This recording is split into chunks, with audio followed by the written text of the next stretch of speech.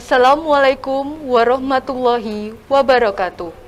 Hadirin peserta simposium yang terhormat, kita ikuti simposium yang pertama yang akan dimoderatori oleh Dr. Nelda Aprilia Salim, spesialis penyakit dalam. Simposium pada hari ini terdiri dari 3 pembicara. Pembicara pertama, Dr. Mega Permata, spesialis penyakit dalam, konsultan penyakit tropik infeksi dengan judul The Role of Favipiravir in COVID-19.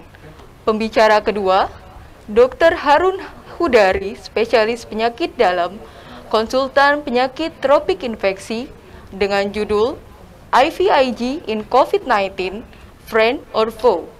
Dan yang terakhir, Dr. Surya Dharma, spesialis penyakit dalam, konsultan rheumatologi dengan judul Boost Your Immune System to Stay Healthy with Vitamin D. Acara simposium ini akan dipandu oleh Dr. Nelda, spesialis penyakit dalam.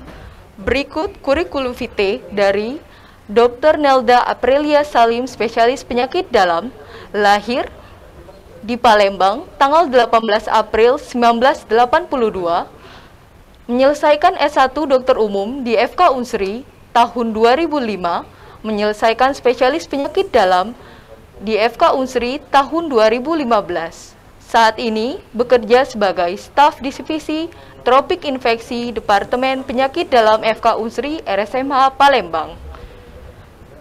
Untuk memandu acara simposium ini, kepada moderator Dr. Nelda Aprilia Salim, kami persilakan.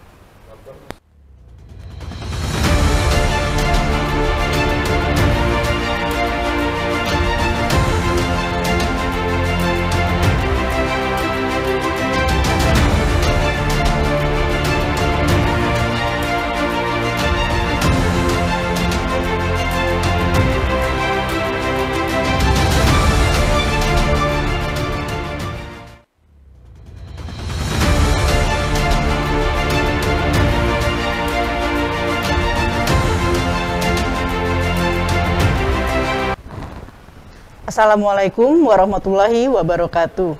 Selamat pagi, salam sejahtera untuk kita semua. Senang sekali di pagi yang cerah ini di Kota Palembang, kita bisa berjumpa kembali walau masih secara virtual dalam acara Temu Ilmiah Penyakit Dalam PABDI Sumatera Selatan 2021.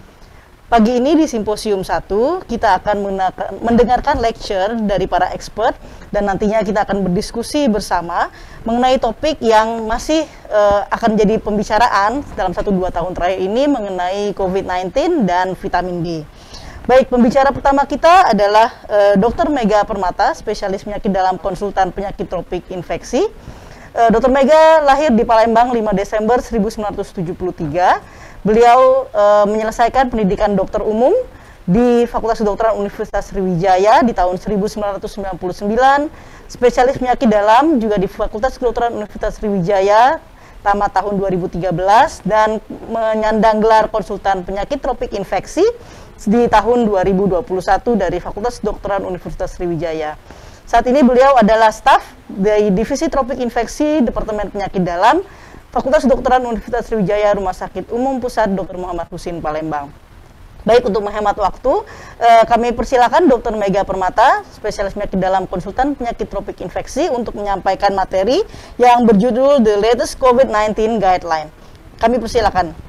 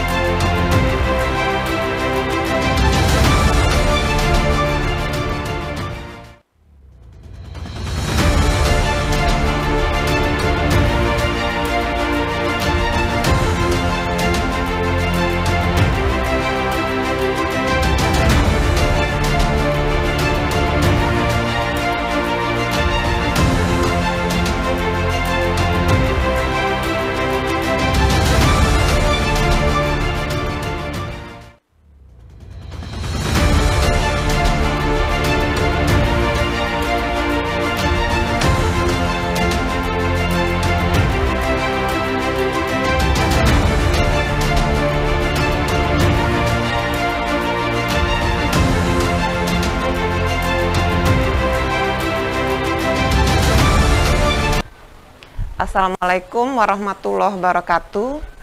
Selamat pagi para peserta simposium yang berbahagia pada hari ini. Pada kesempatan ini saya akan membicarakan tentang guideline COVID-19 yang baru, baik dari WHO maupun dari 5 organisasi profesi. Oke, kita mulai dari mengingat sedikit tentang teori COVID. Coronavirus disease 19 atau yang kita singkat dengan COVID-19 ya, bahasa Indonesianya COVID-19 ya, merupakan penyakit infeksi virus jenis baru yang disebabkan oleh SARS-CoV-2.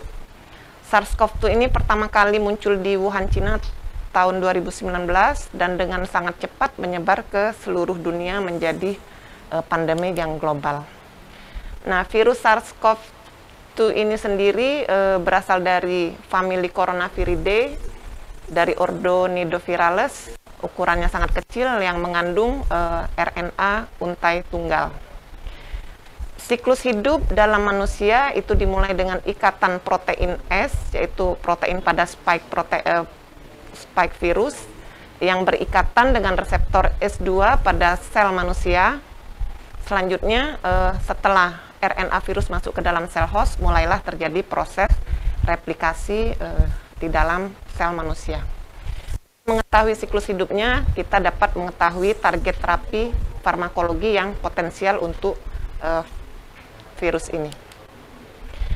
Nah, ini adalah struktur virus, di mana virus ini mempunyai spike atau tonjolannya yang akan berikatan pertama kali dengan sel manusia. Ada juga protein lainnya seperti protein M, protein E, dan protein N.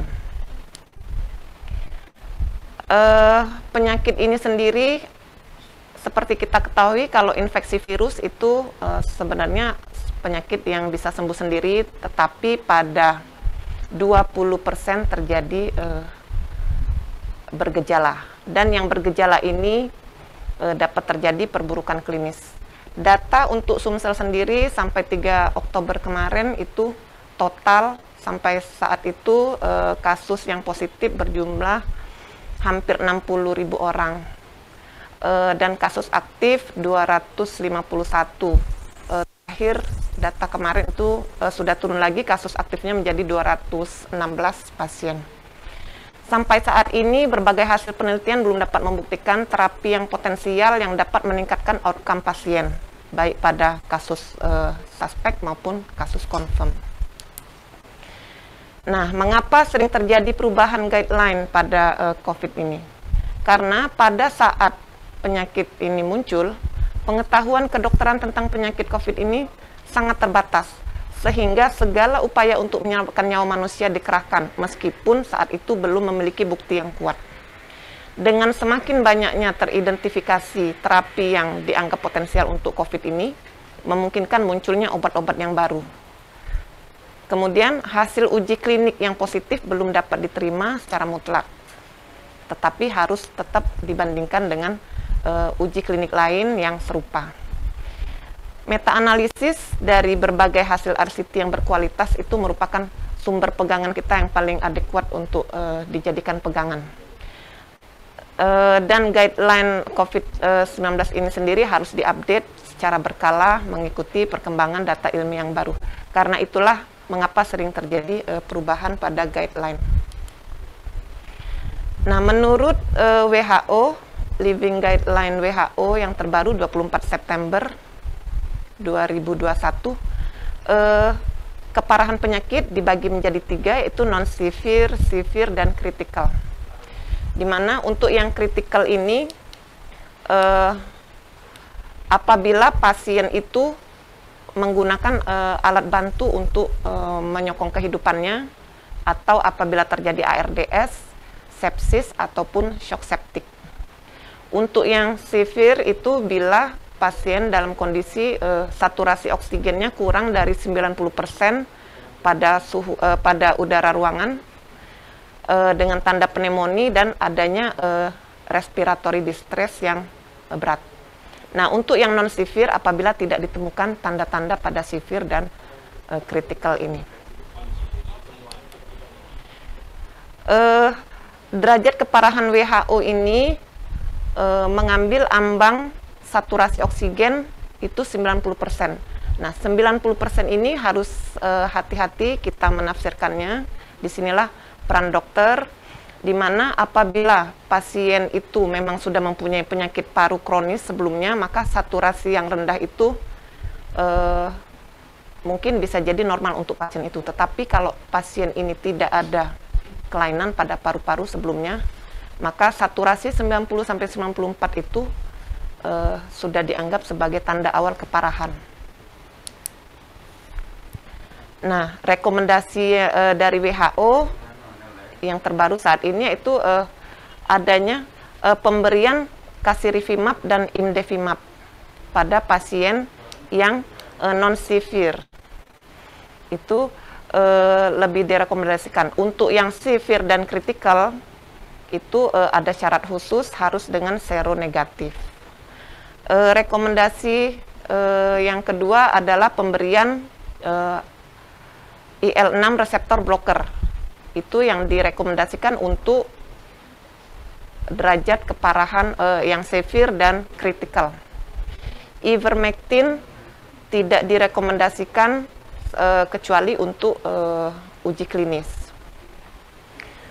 Sedangkan kloroquine itu tidak lagi direkomendasikan, baik untuk severe dan non-severe. Pemberian lopinavir dan ritonavir juga tidak direkomendasikan.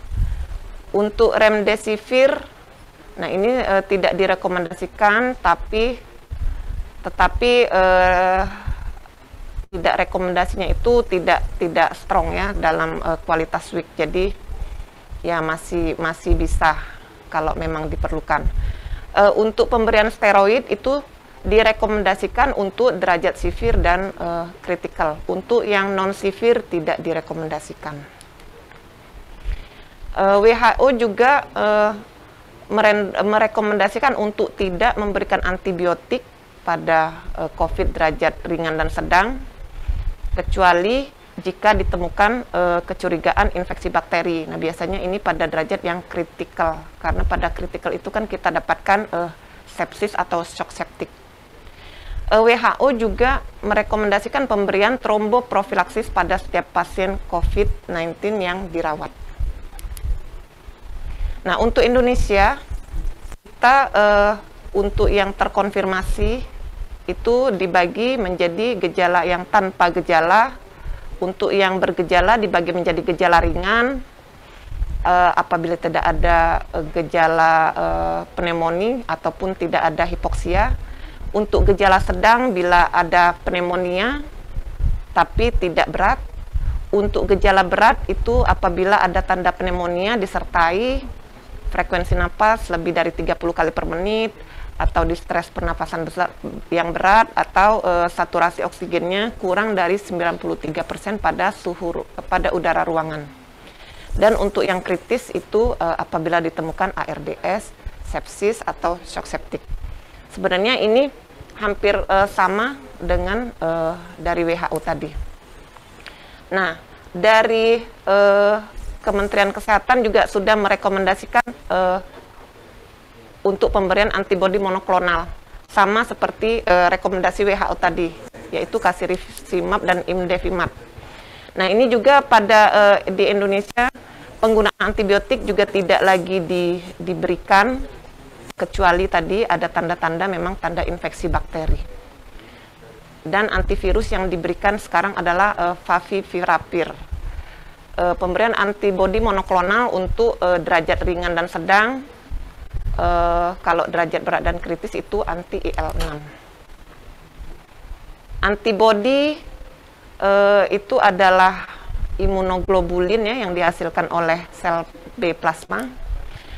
Sedangkan antibodi monoklonal itu yang disarankan untuk SARS-CoV-2 adalah bamlanivimab dikombinasi dengan etesivimab, kemudian casirivimab dikombinasikan dengan imdevimab, sotrovimab, vilobelimab, dan regdanvimab ya.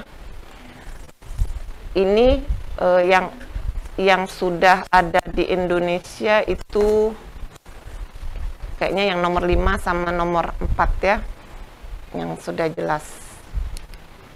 Nah, bagaimana kerja antibodi monoklonal? Antibodi monoklonal itu akan berikatan dengan protein S dari si virus ini tadi, sehingga virus itu tadi spike-nya tidak dapat menempel ke reseptor S2 kita, sehingga tidak terjadi virus tidak dapat masuk ke sel tubuh kita, sehingga tidak terjadi infeksi. Mengapa pakai itu ya? Karena menurut penelitian keuntungan dapat mencegah terjadinya resiko rawat inap pemakaian antibodi monoklonal ini, dan dapat mempersingkat durasi gejala, serta pada orang pasien yang dengan seronegatif dapat menurunkan mortalitas dan kebutuhan terhadap ventilator. Ini yang dapat saya sampaikan pada kesempatan ini. Mudah-mudahan bermanfaat. Terima kasih.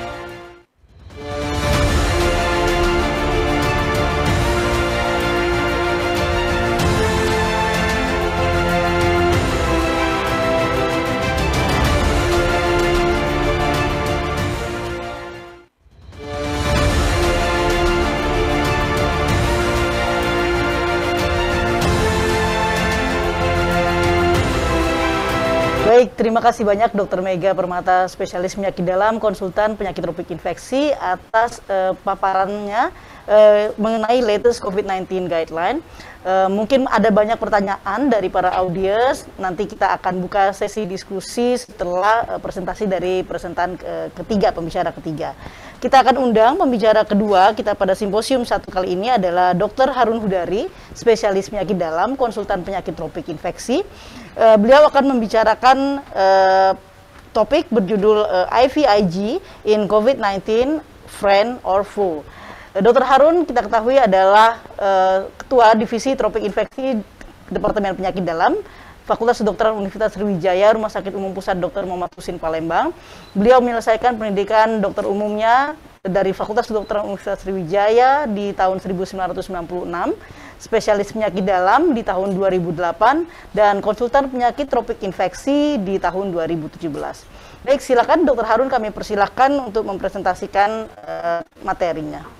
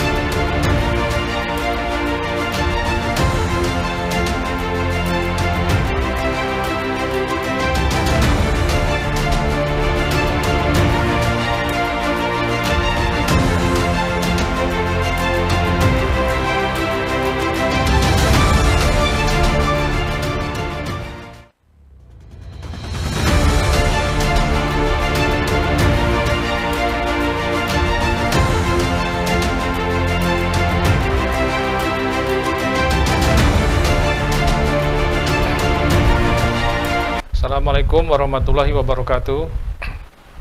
Kita lanjutkan mengenai salah satu tema yang akan kita bahas hari ini, yaitu menggunakan suatu pengobatan menggunakan IVIG, intravenous immunoglobulin, yang akan kita bahas dalam waktu singkat ini.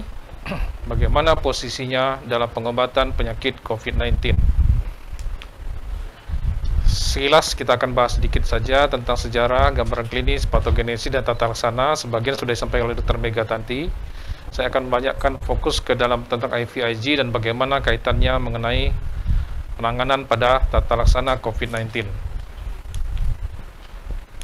Sejarah COVID-19 sudah dibahas tadi, bahwa ini adalah salah satu penyakit yang menyebabkan seluruh dunia mengalami pandemi yang luar biasa. Hanya dalam waktu singkat, tidak sampai 10 bulan, ya, dari kasus 1 orang menjadi 30 juta orang. Ini benar-benar suatu kasus yang luar biasa dalam perjalanan penyakit ini. Kemudian ini gambaran penyakit tadi sudah Dr. Mega sampaikan juga mengenai posisi asimptomatik, ringan, sedang, dan berat, serta kritis. Pada posisi inilah sebenarnya posisi IVIG akan dimainkan untuk membantu pantalaksana penyakit COVID-19. Ini adalah stadiumnya tadi juga. Stadium 1 infeksi dimulai, stadium 2 adanya hiperresponsif, stadium 3 adanya hiperkoagulasi, dan stadium 4 yang paling parah ditandai adanya hipoksia, multiple organ failure, dan menimbulkan kematian. Dan ini berlanjutnya adalah asimptomatis awalnya, kemudian muncul gejala awal di onsetnya, kemudian berlanjut menjadi pneumonia dan inflamasi yang meluas ke seluruh tubuh. Kadang-kadang pasien akan mengalami RDS, sepsis, miokarditis, dan gagal multi organ.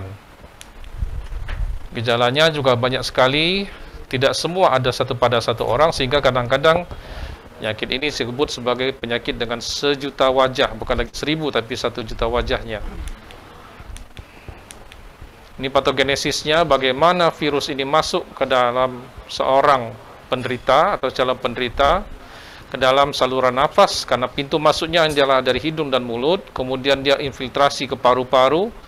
Dia pada waktu bersamaan menimbulkan gejala kritis, sepsis, shock, ya, shock sepsis, respiratory failure, dan ARDS. Dan bentuk akhirnya adalah disfungsi multi organ dan menimbulkan kematian. Ini juga state-nya tadi 1, 2, dan 3 setelah muncul gejalanya. Dan di sini kita lihat bagaimana posisi virus COVID-19 ini di dalam paru-paru, terutama pada perubahan posisi kemampuan alveoli dalam memindahkan oksigen ke dalam saluran pembuluh darah. Disinilah virus ini merusak sistem kemampuan tersebut hingga menimbulkan yang namanya injury. Terbentuk clot juga di situ, kemudian gangguan ini mengalami hambatan. Nah, pada tata laksana, penata laksanaan pasien COVID-19 ini tergantung dari posisi atau stadiumnya. Semakin berat, semakin banyak pengobatan yang dibutuhkan. Kalau pada pasien ringan, dia cukup melakukan isolasi mandiri saja, tidak perlu dirawat. Tapi kalau sudah berat atau sedang saja, sudah dirawat di rumah sakit. Dan kalau sudah kritis, pada salah satu pengobatannya adalah pemberian IVIG. Vitamin, simptomatis, obat azitromisin, antivirus, antikoagulan sudah diberikan di awal. Pada kondisi yang mengalami perburukan dan pneumonia, maka kita mempertimbangkan pemberian obat tambahan, tocilizumab, IVIG, plasma konvalesen, dan stem cell. Semua ini masih dalam tahap uji coba sebenarnya, tapi salah satu obat yang disebut sebagai IVIG telah banyak digunakan di rumah sakit dan memperlihatkan gambaran-gambaran keberhasilannya. Ini tadi gambaran COVID-19. Kita lewatkan saja langsung. Kita akan bicara tentang IVIG. Jadi immunoglobulin G merupakan salah satu komponen utama dalam pengobatan yang bisa digunakan karena dia memiliki komponen immunoglobulin serum. IgG terdiri dari 4 subkelas, IgG 1, 2, 3, dan 4. Sediaan IVIG ini dibuat dari isolasi kumpulan plasma manusia yang berasal dari 1.000 hingga 10.000 orang pendonor dengan metode Cohn alcohol fractionation, dan dapat memisahkan 4 jenis IVIG tersebut immunoglobulinnya. Maka dibuat secara ideal semirip mungkin dengan immunoglobulin yang alami.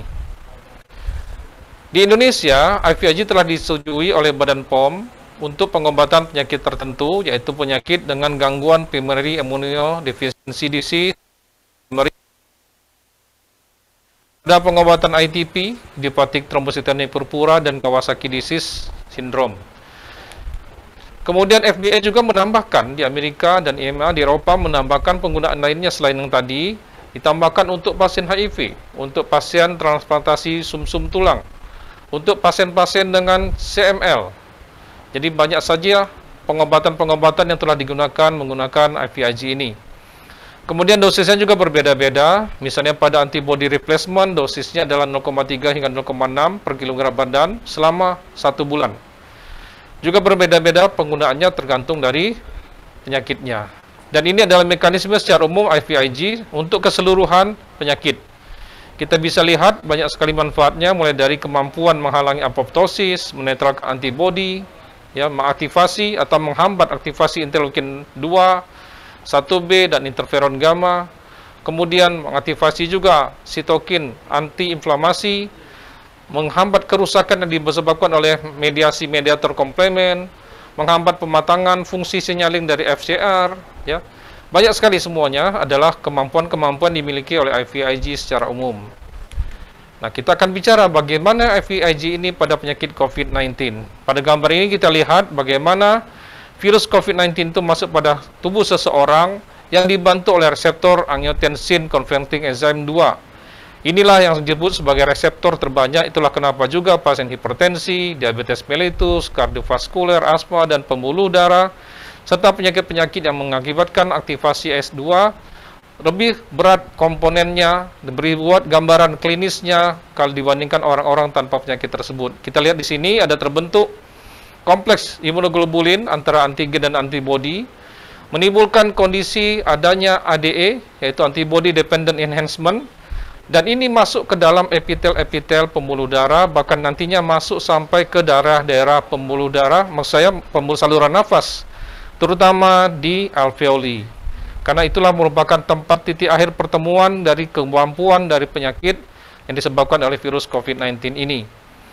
Nah, posisi IVIG adalah pada kondisi severe dan critical, pada kondisi berat dan kritis. Jadi disitulah tempat kita pemberian terapi IVIG ini.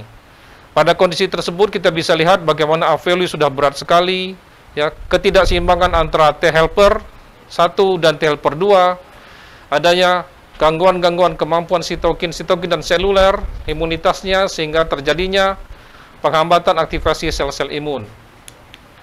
Nah, pada gambar ini kita lihat juga adanya perubahan-perubahan kemampuan yang diakibatkan oleh pemberian IVIG dibandingkan pasien-pasien yang tidak diberikan IVIG. Kita lihat bagaimana terjadinya kemampuan peningkatan sel-sel maupun sitokin proinflamasi yang aktivasi kembali, tapi bisa terkendali dalam kondisi-kondisi tertentu.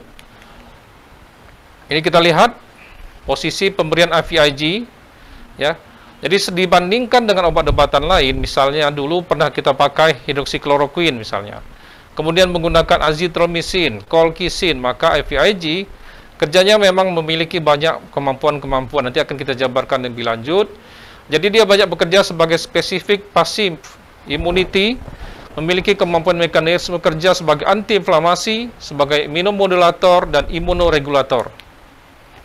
Nah, ini pada posisi sebagai terapi imunomodulator, kita lihat bagaimana dia bisa memancing kekebalan di tingkat humoral maupun seluler, sehingga kemampuan ini bisa menimbulkan perbaikan klinis pada pasien-pasien COVID-19. Kita bisa lihat juga bagaimana potensi terapi tersebut berperan pada posisi step 3 dan 4 dalam satu sistem imunitas kompleks antigen antibodi. Pada gambar ini kita lihat adanya kemampuan tersebut. Dan ini bagaimana kemampuan itu lagi dijabarkan lebih lanjut berdasarkan sitokin-sitokinnya. Bisa kita lihat bagaimana IVIG ini bekerja di tingkat sebagai imunomodulator. Interleukin 6, interleukin diturunkan, interleukin 8 diturunkan, TNF-alpha diturunkan, kemampuan sitokin antiinflamasi juga diturunkan pada kondisi yang berat sekali, dan pada saat bersamaan sitokin antiinflamasi dinaikkan untuk mengimbangi terjadinya kegagalan sehingga tidak terjadi apoptosis pada tingkat seluler. Ini kita berikan suatu ilustrasi kasus yang benar-benar kami tangani di Rumah Sakit Muhammad Husin Palembang. Ini contohnya adalah seorang laki-laki usia 39 tahun. Datang ke IGD dengan keluhan demam 2 hari yang lalu, batuk, ada Tidak ada pilek, tidak ada hilang penciuman, namun ada diare dan lendir darah tidak ada. Tensinya masih bagus, pernafasannya sudah mulai meningkat, SpO2-nya sudah turun 90% dalam udara bebas sehingga diberikan terapi suplemen oksigen, adanya bunyi rongki, dan adanya pemeriksaan swab PCR positif. Kemudian kita lihat, kita berikan pada hari kedua setelah perawatan karena kondisinya memberat, IVIG ini dijalankan selama 5 hari dengan dosis 0,39 per kilogram pada badan selama 5 hari. Maka terlihat perbaikan-perbaikan, mulai dari tekanan darahnya, vital sign lainnya, juga pernafasannya membaik.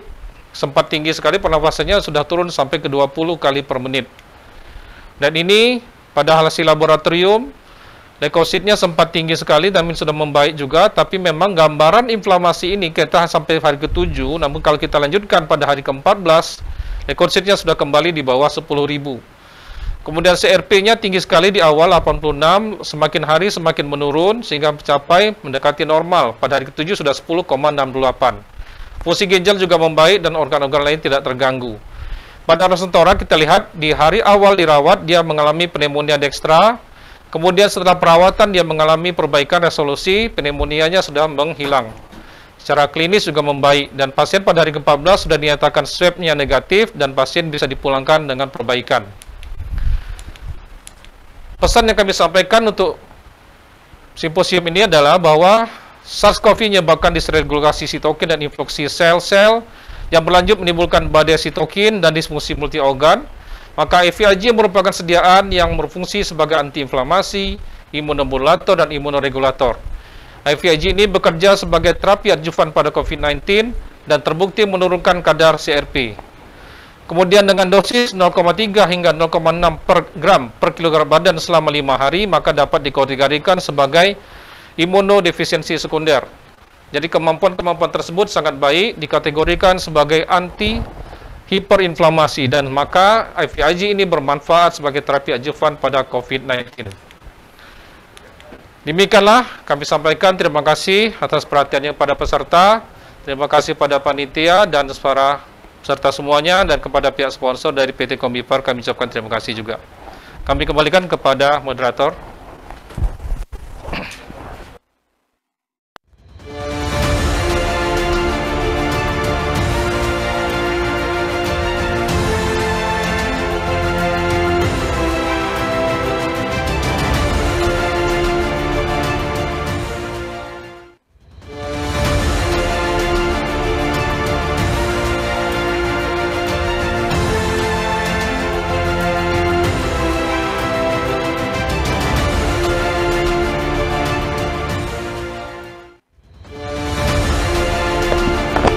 Baik, terima kasih banyak Dr. Harun Hudari atas presentasinya mengenai IVIG untuk terapi adjuvan ya pada COVID-19. Kita panggilkan pembicara ketiga, yaitu Dr. Surya Dharma, spesialis penyakit dalam, konsultan reumatologi, yang akan mempresentasikan presentasinya dengan topik Boost Your Immune System to Stay Healthy with Vitamin D. Ya, kita ketahui bahwa vitamin D ini telah banyak dan masih terus jadi penelitian di segala bidang aspek di penyakit dalam, yang dikatakan bahwa ini banyak efek positifnya, baik untuk penyakit COVID-19 terutama juga ya, karena kita masih dalam tema COVID-19. Dr. Surya Dharma merupakan staf di Divisi Reumatologi, Departemen Penyakit Dalam, Fakultas Kedokteran Universitas Sriwijaya, Rumah Sakit Umum Pusat Dr. Muhammad Husin Palembang. Beliau menyelesaikan dokter umumnya dari Fakultas Kedokteran Universitas Andalas, Sumatera Barat di tahun 1997, menyelesaikan spesialis penyakit dalam dari Fakultas Kedokteran Universitas Sriwijaya di tahun 2010, dan ini anyar ini baru menyelesaikan konsultan reumatologinya di Fakultas Kedokteran Universitas Sriwijaya di tahun 2021 ini. Baik, untuk menghemat waktu kami persilakan Dr. Surya Dharma untuk mempresentasikan materinya.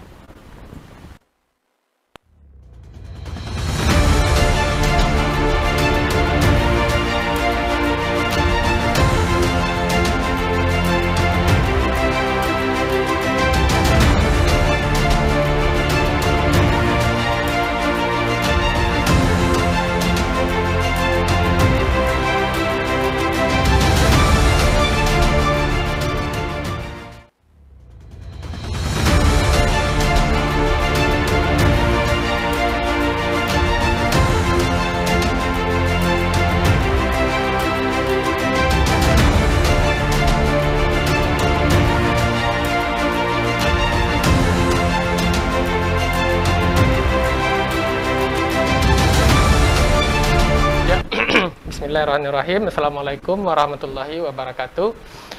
Terima kasih kepada Dr. Nelda selaku moderator, terima kasih kepada panitia, dan terima kasih juga kepada sponsor kita hari ini, PT Kombipar. Pada hari ini saya akan berbicara tentang peran vitamin D, tidak hanya pada imun sistem, tetapi juga pada kesehatan tulang.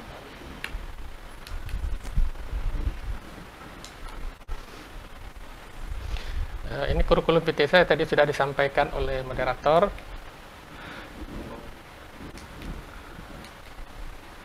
Ya, ini outline yang akan saya sampaikan pada kesempatan sekarang ini. Nah, sebagaimana kita ketahui, vitamin D merupakan salah satu vitamin yang larut di dalam lemak dan berperan penting pada homeostasis kalsium, terutama untuk kesehatan tulang. Tetapi di dalam perkembangannya saat ini, vitamin D tidak hanya berperan pada homeostasis kalsium dan untuk kesehatan tulang, tetapi juga banyak diteliti pada penyakit-penyakit autoimun maupun penyakit-penyakit degeneratif karena peran dari vitamin D ini terhadap sel-sel imun. Nah, hal ini diketahui dari penelitian-penelitian yang sudah menghasilkan bukti yang kuat, misalnya kaitan antara vitamin D dengan kesehatan tulang, terutama pada osteoporosis, kemudian penyakit jantung koroner, kemudian diabetes mellitus, dan psoriasis. Juga pada beberapa penyakit lain yang masih diteliti maupun diduga ada kaitan antara vitamin D dengan kejadian kelainan neurologik seperti pada multiple sclerosis, penyakit alergi, maupun pada aging, proses penuaan. Meningkatnya penyakit-penyakit degeneratif, penyakit metabolik, maupun penyakit-penyakit kanker, nah diduga berkaitan dengan rendahnya kadar vitamin D ini berdasarkan penelitian yang dilakukan oleh Nanes di dalam 10 tahun, dari tahun 88, kemudian diulang lagi penelitiannya pada tahun 2001, itu kadar vitamin D daripada penduduk ataupun individu dengan membandingkan berdasarkan kelompok umur maupun seks maupun jenis kelamin dan berdasarkan ras, didapatkan angka yang semakin menurun pada dalam 10 tahun penelitian Nanes ini. Dan juga penelitian dari beberapa negara, baik itu di negara-negara tropis, negara subtropis, maupun di negara-negara dengan 4 musim, lebih dari 50% penduduknya itu mengalami menderita vitamin D-nya kurang dari, kadar vitamin D-nya kurang dari 20 nanogram. Makanya diduga hal ini berkaitan sekali kenapa terjadi peningkatan penyakit-penyakit metabolik, penyakit degeneratif, kemudian penyakit malignansi dan autoimun karena kaitan dengan semakin rendahnya kadar vitamin D pada individu yang didapatkan. Kenapa hal ini bisa terjadi? Banyak faktor yang berperan terjadinya rendahnya vitamin D pada individu. Ada karena kurangnya paparan sinar matahari, apalagi di zaman COVID ini banyak kegiatan yang dilakukan di dalam rumah. Kemudian juga bisa karena rendahnya kadar ultraviolet yang didapat dari paparan sinar matahari tersebut, misalnya pada daerah yang dataran tinggi, atau misalnya ada faktor-faktor fisiologis, misalnya kulit, pigmentasi kulit yang kurang, kemudian ada sindroma malabsorpsi, kemudian ada obesitas, kemudian juga bisa karena intake vitamin D yang kurang, ya, baik itu karena asupannya yang rendah maupun karena penyerapannya yang rendah. Kemudian juga bisa karena obat-obatan seperti obat-obat anti kejang, anti epilepsi, obat antiretroviral, dan obat-obat glukokortikoid. Nah, kita lihat sedikit bagaimana metabolisme dari vitamin D. Saya pikir ini sudah banyak kita ketahui bahwa vitamin D sesungguhnya 80% kebutuhannya kita dapatkan dari metabolisme di dalam tubuh kita sendiri yang terbentuk dari paparan sinar ultraviolet B, di mana dehidrokolekalsiferol dirubah menjadi kolekalsiferol, kemudian mengalami hidroksilasi di hati sehingga membentuk 25 hidroksi vitamin D3. Sementara itu vitamin D sisanya 20% masih bisa kita dapatkan dari asupan makanan, tapi memang jumlahnya lebih kecil. Dan 25 hidroksi vitamin D3 ini mengalami dihidroksilasi lagi di ginjal sehingga terbentuk 125 dihidroksi vitamin D3 yang kita kenal dengan kalsitriol. Kalsitriol merupakan metabolit dari vitamin D ini yang aktif, yang bisa bekerja pada sel maupun pada jaringan dan bisa menempel pada reseptor vitamin D. Nah, ada beberapa bentuk vitamin D yang perlu kita ketahui, ya, yang banyak diukur pada pasien itu adalah kalsidiol 25-OHD3. Ini merupakan bentuk non-aktif, tetapi ini merupakan bentuk terbanyak yang beredar di dalam plasma. Kemudian bagaimana kaitan vitamin D ini dengan kesehatan tulang? Ada banyak, sebenarnya untuk homeostasis kalsium, ada banyak organ lain yang bekerja di sini. Ada tulang, kemudian paratiroid, kelenjar paratiroid, kemudian ada ginjal, kemudian juga ada usus. Nah, masing-masing organ ini mempunyai peran sendiri-sendiri, di mana vitamin D bisa mempengaruhi seluruh organ ini untuk mempertahankan homeostasis kalsium. Ya, misalnya pada tulang, apabila didapatkan kadar kalsium yang rendah di dalam plasma, vitamin D akan meningkatkan resorpsi melalui osteoklas. Kemudian pada ginjal akan ditingkatkan reabsorpsi dari kalsium, pada usus akan ditingkatkan absorpsi dari kalsium. Lalu bagaimana peran dari vitamin D terhadap masing-masing sel tulang nanti akan kita jelaskan.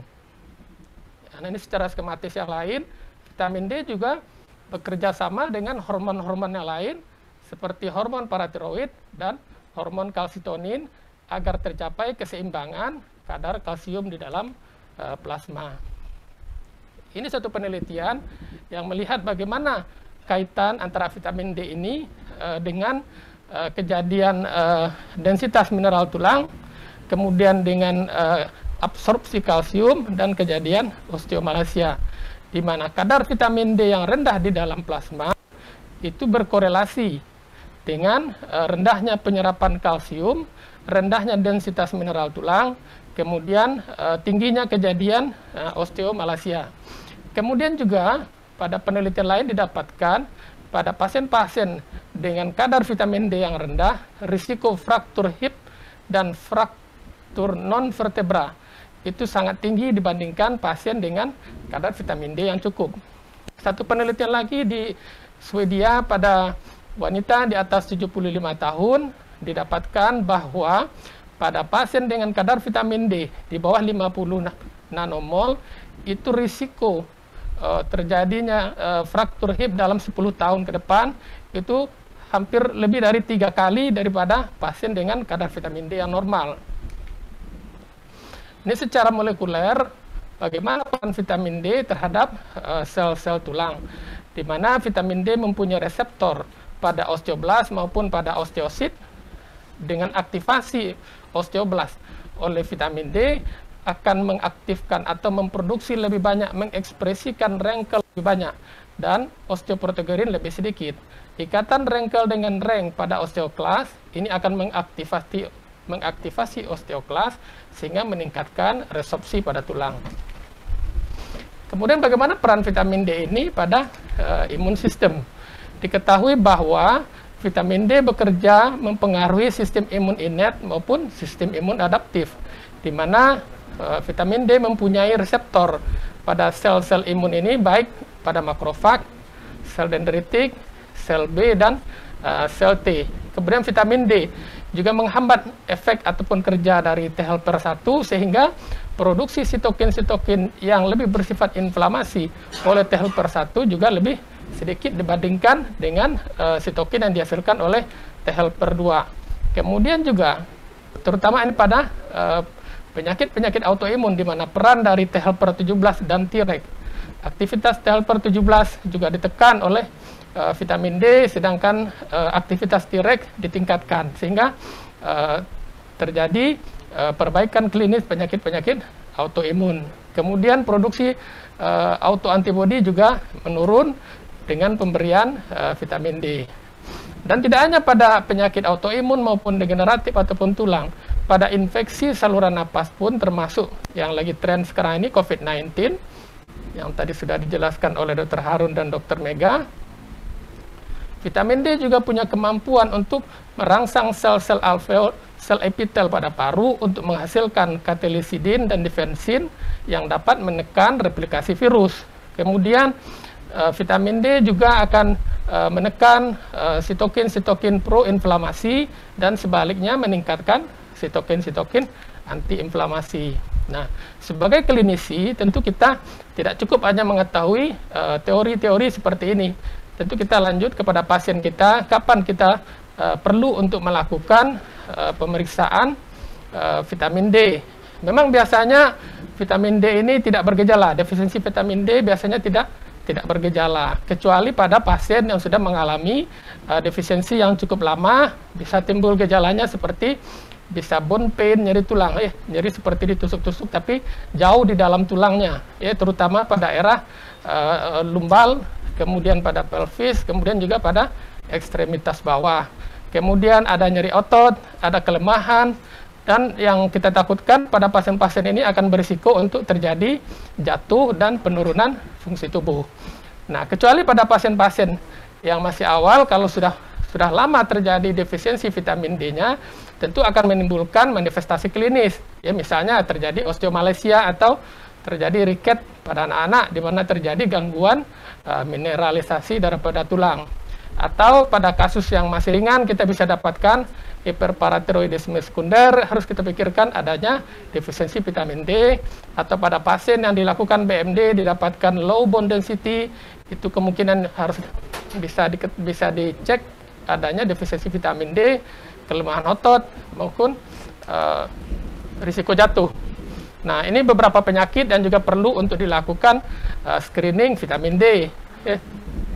Nah, permasalahan sekarang yang sering kita hadapi, cut off point untuk menentukan defisiensi vitamin D ada bermacam-macam, tetapi saya menyarankan kita merujuk aja kepada cut off point yang ditetapkan oleh laboratorium, karena saya pikir ini berhubungan dengan reagen ataupun metode pemeriksaannya. Ya. Lalu untuk koreksinya ini kita perlu apakah kalsium yang dikombinasi dengan vitamin D atau kalsium aja. Nah, dari guideline direkomendasikan itu adalah kalsium vitamin D3 yang direkomendasikan itu vitamin D3 karena vitamin D3 ini usianya lebih lama di dalam plasma. Ini ada dua rekomendasi, yang pertama dari National Osteoporosis Society dan yang kedua nanti dari National Health Service. Bagaimana strategi kita untuk melakukan koreksi vitamin D. Ya. Pada pasien yang memang di sini diambilnya cut off point-nya 30 yang dari National Osteoporosis Society, apabila didapatkan kadar vitamin D-nya di bawah 30, kita langsung melakukan treatment. Tetapi apabila kadar vitamin D-nya 30 sampai 50, ini masih dikelompokkannya sebagai insufisiensi, ada beberapa hal yang harus dipertimbangkan. Misalnya gejala defisiensinya apakah jelas sekali, kemudian ada risiko untuk kadar vitamin D-nya akan semakin rendah, kemudian adanya fragility fracture, fraktur yang terjadi karena trauma rendah, adanya osteoporosis atau adanya risiko tinggi untuk terjadi fraktur, kemudian bisa juga adanya dalam terapi pengobatan antireseptif, kemudian kadar PTH yang tinggi, pasien yang mendapat antiepilepti atau pasien yang menderita malabsorpsi, ini baru diterapi. Kalau hal ini tidak ditemukan, tidak perlu diberikan terapi. Kemudian bagaimana strategi terapinya? Ya, diberikan loading dose sebanyak 300.000 unit vitamin D dalam waktu 6 sampai 10 minggu.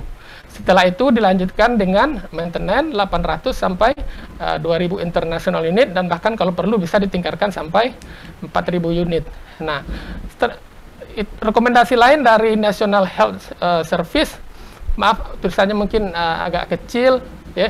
Jadi pasien-pasien yang dengan gejala defisiensi vitamin D tadi, kemudian dilihat juga apakah ada penyakit-penyakit lain penyertanya, terutama penyakit yang memang didapatkan akan berisiko terjadi penurunan vitamin D atau peningkatan kalsium misalnya pada pasien-pasien dengan hiperkalsemia, pasien dengan batu ginjal, pasien dengan metabolic calcification, ya itu harus kita terapi dulu penyakit dasarnya. Kita tidak serta-merta mengoreksi defisiensi vitamin D-nya. Tetapi apabila penyakit itu tidak kita temukan, ya kita boleh lakukan pemeriksaan vitamin D.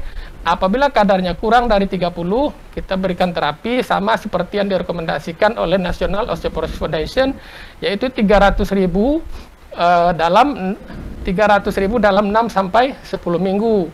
Apabila didapatkan kadarnya 30 sampai 50 insufisiensi, bisa diberikan 14.000 dalam 5 sampai 10 minggu. Tetapi di dalam pengobatan kita perlu melakukan follow up, evaluasi dalam sebulan, setiap bulan itu menilai kalsium, kemudian kalau perlu kita menilai kadar hormon paratiroid atau kadar alkalin fosfatase. Sebagai take home message yang ingin saya sampaikan adalah bahwa vitamin D merupakan salah satu vitamin yang memiliki banyak peran dalam menjaga homeostasis kalsium dan memodulasi sistem imun. Screening awal untuk deteksi defisiensi vitamin D sangat perlu untuk mencegah penyakit atau komplikasi yang berat. Suplementasi vitamin D diperlukan untuk mencapai kebutuhan vitamin D pada individu. Terima kasih.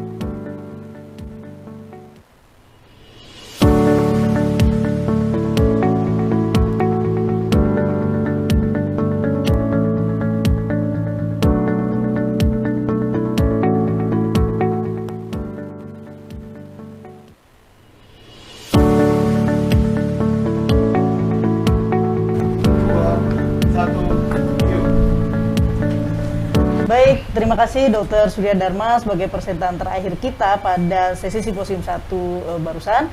Kita akan masuk ke sesi diskusi. Telah bergabung bersama kita ketiga pembicara pada pagi ini.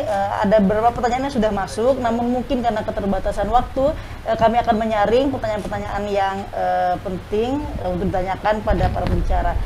Pertanyaan mungkin pertama pada Dr. Mega dulu ya, Dr. Mega sebagai pembicara pertama. Jadi tadi ada poin penting dari guideline terbaru itu adalah pemberian antibodi monoklonal ya Dr. Mega. Ya mungkin bisa lebih dijelaskan begitu, kapan kita memberikan antibodi monoklonal itu Dr. Mega yang sesuai rekomendasi begitu, yang sudah mendapat rekomendasi dari WHO guideline.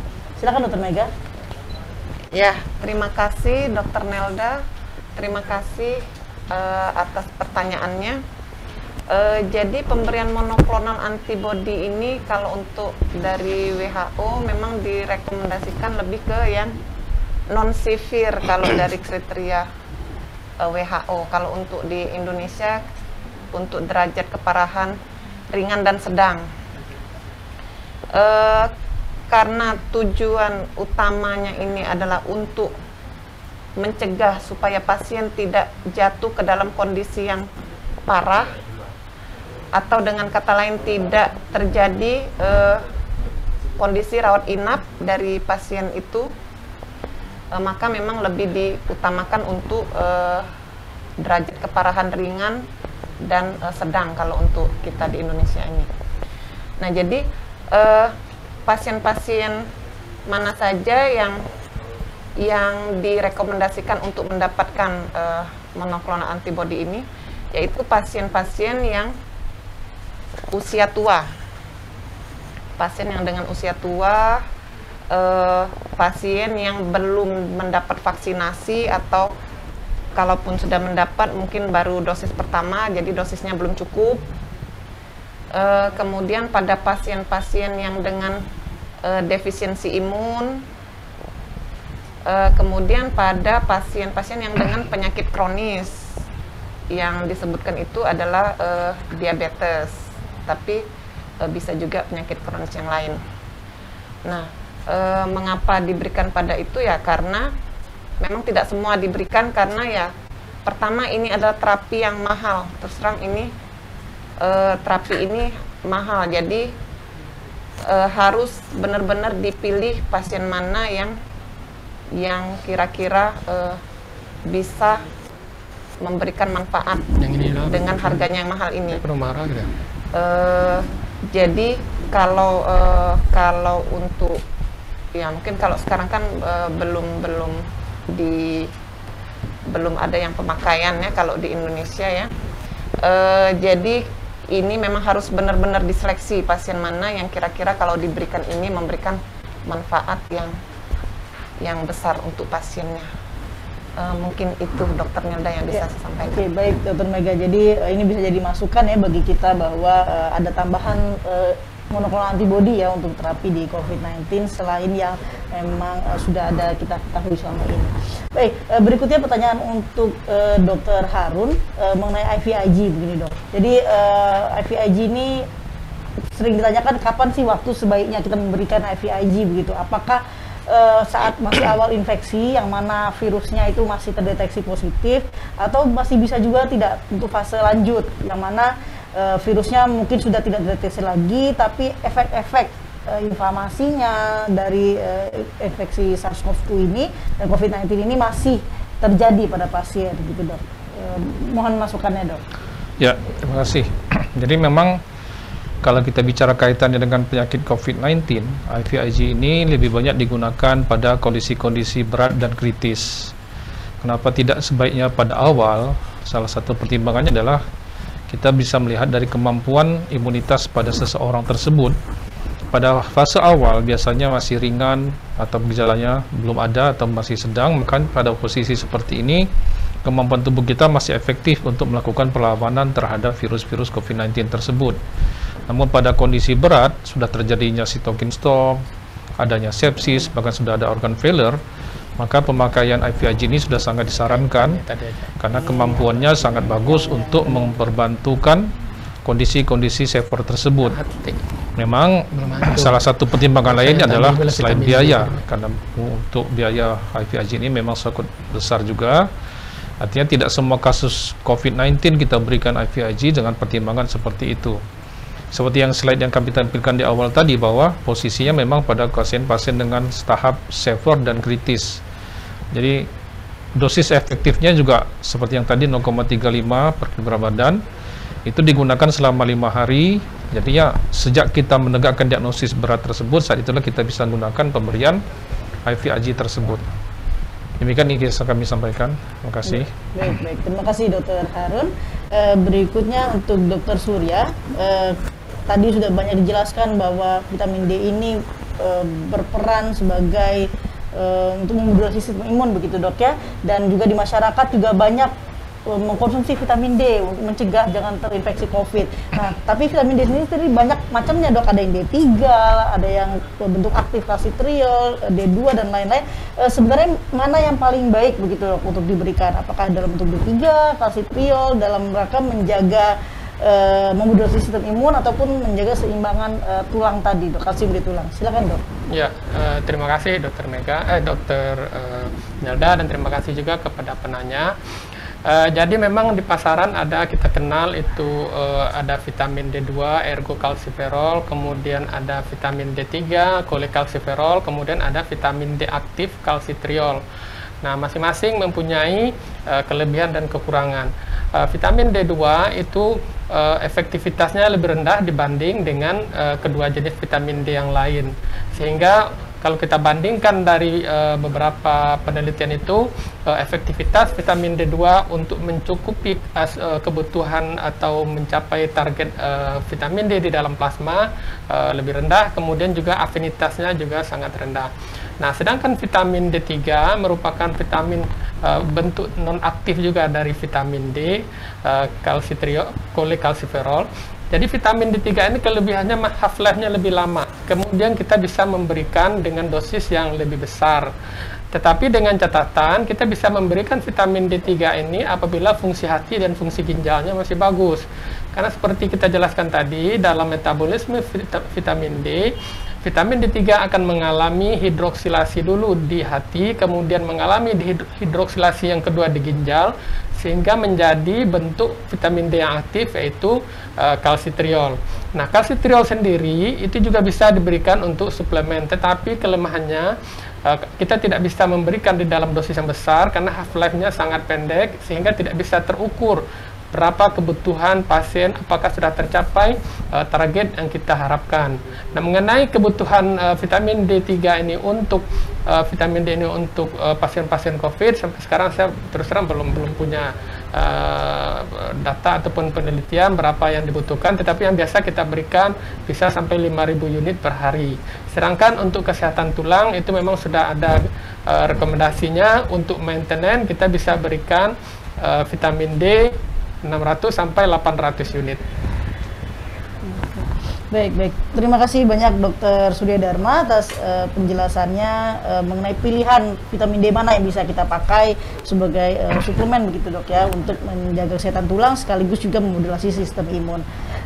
Ya, karena keterbatasan waktu, kami akan mengakhiri simposium 1 kali ini. Izinkan sebelumnya kami menyimpulkan materi kita pada simposium 1 ini dari Dr. Mega mengenai COVID-19 guideline.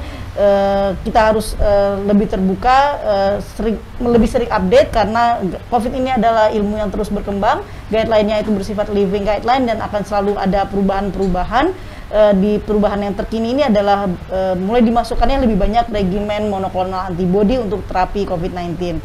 Sedangkan dari Dr. Harun mengenai IVIG, IVIG ini dapat diberikan sebagai terapi adjuvan untuk kondisi berat dan kritis COVID-19 sebagai antiinflamasi, imunomodulator, dan imunoregulator.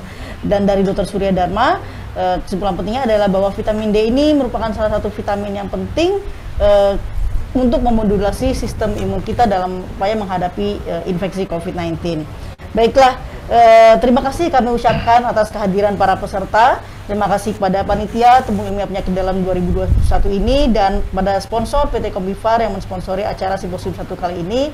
Kami tutup acara Simposium 1 dengan ucapan wassalamualaikum warahmatullahi wabarakatuh. Waalaikumsalam warahmatullahi.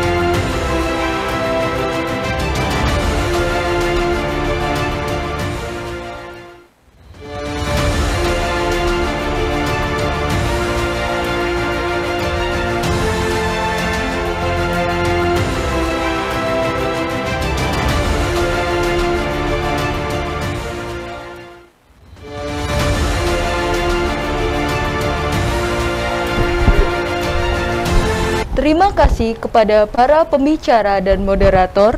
Dengan berakhirnya sesi diskusi, maka berakhirlah simposium ini, yang akan dilanjutkan dengan simposium kedua. Saya akhiri dengan wassalamualaikum warahmatullahi wabarakatuh.